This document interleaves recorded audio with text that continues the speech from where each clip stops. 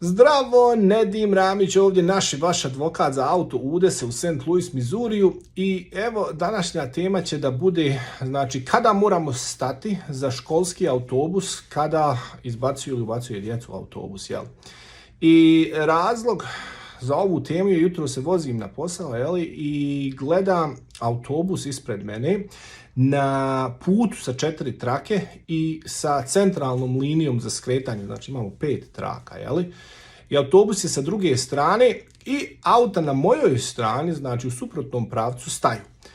I neki staju, neki ne staju, neki se dvoume šta će, kako će. I zapravo šta nam kaže zakon u Missouriju vezano za to, i kao što vidim dosta ljudi ne zna, jel?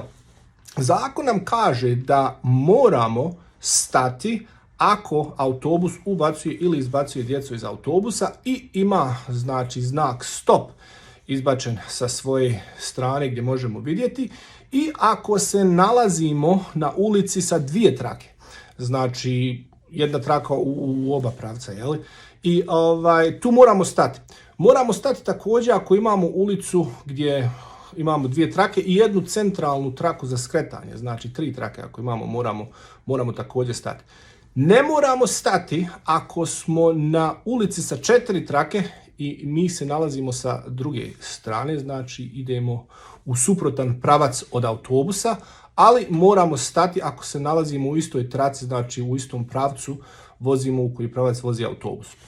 Nadam se da će vam to pomoći, i ako imate bilo kakvih pitanja vezano za auto udese ili bilo šta vezano za zakon ovdje u St. Louis, nazovite nas na 314-352-6800. Hvala i prijatno.